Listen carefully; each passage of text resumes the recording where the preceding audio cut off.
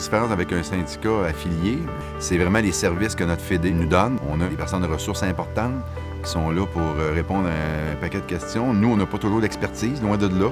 Moi, je suis le premier en tant que président à prendre mon temps lorsqu'on a des questions qui nous ont acheminées. On prend le temps d'écrire, de transposer la situation correctement. Mais notre Fédé a des spécialistes, a des avocats, a des personnes de ressources dans tous les domaines. Il y a toutes les ressources qu'on peut trouver qui nous aident à comprendre, par exemple, comment on peut se préparer à la retraite. Pour moi, que notre syndicat soit affilié à la FPEP ou à la CSQ, ça fait une très grande différence pour moi parce que ça me sécurise dans mes fonctions.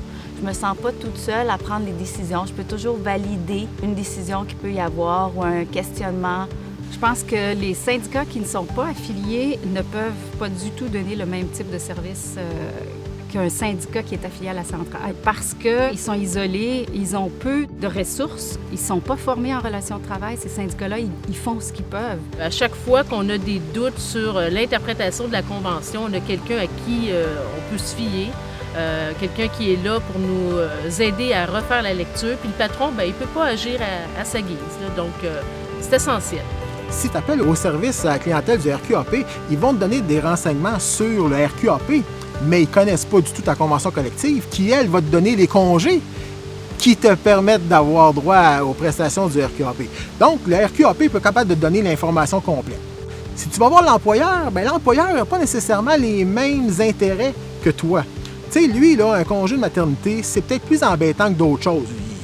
Il se sent obligé d'en offrir puis de permettre aux gens d'en prendre, mais est-ce que lui va te donner toute l'information dont tu as vraiment besoin ou tout l'ensemble des droits qui sont privés à la convention collective? Moi, je dis toujours aux gens, vous êtes mieux d'aller voir votre syndicat parce que votre syndicat, lui, il a les intérêts, vos intérêts à cœur plutôt que les intérêts de l'employeur. Puis, il est capable de faire le tour, il va t'expliquer c'est quoi les RQAP, comment ça fonctionne, c'est quoi les droits privés à la convention collective. Au niveau de la retraite, ce que je vais faire, c'est que je vais analyser les dossiers de retraite des gens. Je vais leur demander leur état de participation. On va faire le tour. Est-ce qu'il y a moyen d'optimiser le montant de rente que tu vas recevoir? Est-ce qu'il y a des rachats que tu devrais faire?